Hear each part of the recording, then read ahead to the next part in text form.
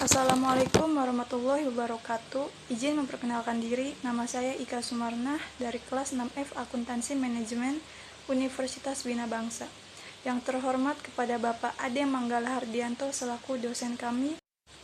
Di sini saya akan mempresentasikan jurnal dengan judul Penguatan Pengelolaan Keuangan Negara melalui Mekanisme Check and Balance System. Secara teoritis, dipahami bahwa sistem pengawasan yang efektif adalah sarana terbaik untuk membuat segala sesuatunya berjalan dengan baik dalam administrasi negara. Philippus M. Hedgen menguraikan beberapa bentuk pengawasan dan kontrol. Di antara bentuk pengawasan kontrol, terdapat istilah pengawasan preventif, yaitu pengawasan yang dilakukan sebelum pelaksanaan kegiatan. Selain itu, ada pengawasan represif, yaitu pengawasan yang dilakukan kemudian setelah pelaksanaannya kegiatan. Secara teoritis dipahami bahwa sistem pengawasan yang efektif adalah sarana terbaik untuk membuat segala sesuatunya berjalan dengan baik dalam administrasi negara. Philippus M. Hedgen menguraikan beberapa bentuk pengawasan dan kontrol. Di antara bentuk pengawasan kontrol, terdapat istilah pengawasan preventif, yaitu pengawasan yang dilakukan sebelum pelaksanaan kegiatan. Selain itu ada pengawasan represif, yaitu pengawasan yang dilakukan kemudian setelah pelaksanaannya kegiatan. Keputusan-keputusan badan-badan yang bertingkat lebih rendah akan dicabut kemudian apabila bertentangan dengan undang-undang atau kepentingan umum. Dalam situasi yang menuntut tindakan cepat dapat juga diambil tindakan penanggulangan keputusan sebelum tindakan dilakukan. Pencabutan pengawasan represif hanya bangunan apabila dilakukan secara komprehensif dan cukup intensif. Laporannya bersifat objektif dan analitis, serta laporan disampaikan secara cepat. Berdasarkan kedudukan badan yang melaksanakannya, pengawasan terhadap pelaksanaan pemerintah dapat dibagi menjadi dua. Yang pertama itu ada pengawasan internal, yaitu pengawasan yang dilakukan oleh suatu badan atau institusi yang secara struktur organisasi masih berada di lingkungan pemerintah itu sendiri. Kemudian ada pengawasan eksternal, yaitu pengawasan yang dilakukan oleh badan atau institusi di luar pemerintah atau eksekutif. Saat ini, paradigma pengawasan intern sangat berbeda dengan konsep pengawasan internal tradisional. Paradigma baru pengawasan intern menempatkan pengawas internal bukan lagi bertindak sebagai watchdog yang tugasnya menemukan kesalahan manajemen sebanyak mungkin, di mana keberhasilan pengawasan intern hanya dilihat dari aspek jumlah temuan yang dihasilkan. Berbeda dengan paradigma tradisional. Paradigma baru pengawasan intern mengacu pada dua hal pokok, yaitu 1. Pengawasan dan konsultasi. 2. Efektivitas pengelolaan risiko melalui risk-based auditing.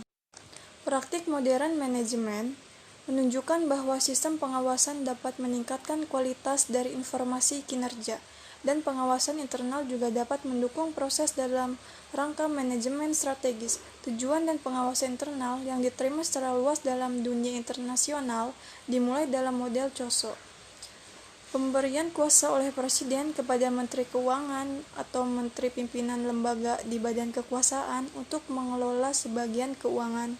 Pimpinan lembaga di bidang kekuasaan untuk mengelola sebagian keuangan negara mengandung konsekuensi bahwa memberi keuangan atau menitipkannya. Lembaga bertanggung jawab untuk menciptakan sistem pengendalian internal yang efektif dan efisien dalam lingkup kekuasaan untuk memberikan keyakinan memadai atas efisiensi, kesalahan atau keamanan sumber dana, ketaatan dan ketentuan yang berlaku, diperolehnya dan dipeliharanya dana atau pengawasan internal di masing-masing kementerian atau lembaga dan pemerintah daerah. Pemerintah juga memiliki lembaga pengawasan internal, yaitu Badan Pengawasan Keuangan dan Pembangunan atau BPKP.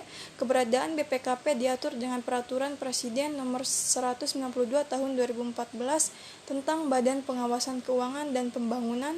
Di dalam pasal 1 Perpres disebutkan bahwa Badan Pengawasan Keuangan dan Pembangunan selanjutnya disingkat BPKP yang merupakan aparat pengawas internal pemerintah, sedangkan pasal 2 menyebutkan bahwa BPKP mempunyai tugas menyelenggarakan urusan pemerintah di bidang pengawasan keuangan negara atau daerah pembangunan nasional. Perumusan kebijakan nasional pengawasan internal terhadap akuntansi keuangan negara atau daerah pembangunan nasional meliputi kegiatan yang bersifat lintas sektoral, kegiatan kebendaharaan umum negara dan berdasarkan penetapan oleh Menteri Keuangan. Fungsi pengawasan keuangan di sini terbatas pada aspek remitigated dan weight mitigated yang hanya dilakukan pada saat terjadinya penerimaan atau pengeluaran, sehingga berbeda dengan fungsi pre-audit yang dilakukan oleh Kementerian Teknis atau post-audit yang dilakukan oleh aparat pengawasan fungsional. Dengan demikian dapat dijalankan salah satu prinsip pengendalian internal yang sangat penting dalam proses pelaksanaannya anggaran, yaitu adanya pemisahan yang tegas antara pemegang kewenangan administratif dan pemegang fungsi pembayaran. Menurut Jimmy, prinsip prudensial yang memisahkan secara tegas antara fungsi administratur dengan fungsi compatibility akan menghasilkan kemandirian dan akuntabilitas yang tinggi. 10 fungsi administrasi atau urusan yang bersifat administratif terdiri dari 2 jenis wewenang, yaitu wewenang otorisasi dan wewenang ordonator. Masing-masing wewenang tersebut memiliki makna sebagai berikut. 1. Wewenang otorisasi, yaitu wewenang untuk melakukan hal-hal atau tindakan yang dapat mengakibatkan timbulnya pendapatan atau terbebaninya pengeluaran atau belanja negara. 2. Wewenang ordonatur, pengawasan atau pejabat yang memerintahkan pembayaran, yaitu wewenang memberi perintah membayar dana atau perintah memungut pendapat bagi negara. Di lain pihak, computability merupakan pengurusan uang, dana, atau barang kekayaan negara secara fisik oleh petugas atau pejabat badan hukum tertentu yang bersifat comptable. Antara fungsi administratif dan fungsi comptability sangat berbeda, di mana yang pertama lebih dititik beratkan kepada aspek wewenang yang bersifat hak seorang pejabat, sedangkan yang kedua lebih kepada tugas atau kewajiban. Namun demikian, kedua aspek tersebut menjadi penting dalam pengelolaan perbendaharaan dan keuangan negara agar berjalan dengan prinsip pertanggungjawaban dan keterbukaan. Di dalam fungsi computability terdapat beberapa unsur yang harus diperhatikan sebagai pejabat, yaitu 1. Membuat perhitungan, 2. Menyusun pertanggungjawaban, 3. Dengan kewajiban mengganti secara pribadi segala kerugian yang timbul karena kelalaian. Mungkin cukup itu saja yang bisa saya sampaikan, kurang lebihnya mohon maaf. Wassalamualaikum warahmatullahi wabarakatuh.